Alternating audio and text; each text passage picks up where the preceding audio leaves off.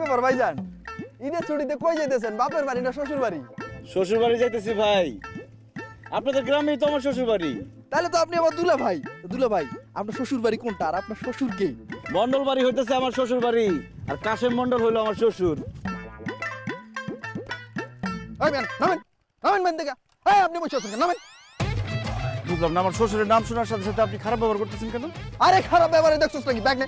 আরে ব্যাগ নে। আচ্ছা আচ্ছা, নিতেছি। তোর শ্বশুর একটা কিপটা।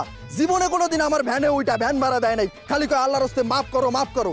আর ওই শ্বশুরে জামাই হইছস তুই। তার মানে তুইও কিপটা। এইরকম কিপটারে আমি ভ্যানে তুলুম না। সর। এই, ভালো।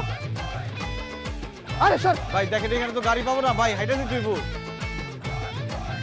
দেখছো তোমার বাবা কি পরিমাণ কিপটা? তার নাম শোনার সাথে সাথে সামান্য ভ্যান হলো আমার সাথে কি ধরনের খারাপ ব্যবহার করতেছিল। আমি ভুইয়া বংশের পোলা, আমি গাড়ি ছাড়া চলতেই পারি না। এতখানি রাস্তা আমি এখন কিভাবে হাইটে যাবো?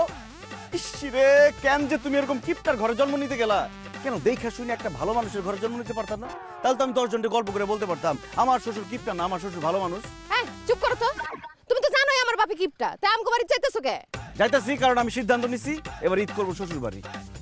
এসব তুমি কি কইতেছো? তুমি শ্বশুর বাড়িতে গিয়ে ঈদ করবা? আরে বাবা, তুমি কি ভুইলা গেছো আমরা দুইজন পালাই গিয়া বিয়া করছি?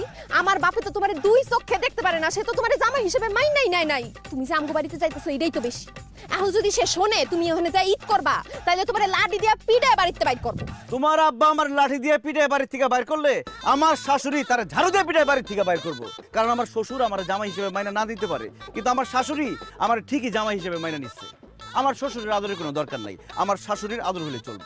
দেখো, বিয়ার পরে আমগো প্রথম ঈদ, এখন ঈদের মধ্যে ঝামেলা করার কোনো দরকার নাই। চলো আমরা তোমাগো বাড়িতে গিয়ে ঈদ করি, নাহলে জামাই শ্বশুরের ঝগড়া ঈদটাই আমার মাটি হয়ে যাইবো। আমার তো আর খায় দেয় কোনো কাজ নাই। তোমার ওই ফালতু কিপটা বাপের সাথে আমি ঝগড়া করতে যাব? আমি তো তার সাথে কোনো কথাই বলবো না, তার চেহারার দিকেই তাকাবো না। আর খবরদার, তুমি তোমার কিপটা বাপরে বলে দিবা সে যাতে আমার সাথে উল্টাপাল্টা কথা না বলে। তোমার বাবা যদি আমার সাথে একটা উল্টাপাল্টা কথা বলে আমি কিন্তু তোমাদের বাড়িতে তুলকালাম বাঁধাই দিব এবার। এই খবরদার, তুমি আমাদের বাড়িতে যাইতে পারবে না। চলো তোমাগো বাড়িতে গিয়ে ঈদ করি। তোমরা করোনার জিদ, এবার হবে শ্বশুর বাড়িতে ঈদ। শুনো আমার কথা।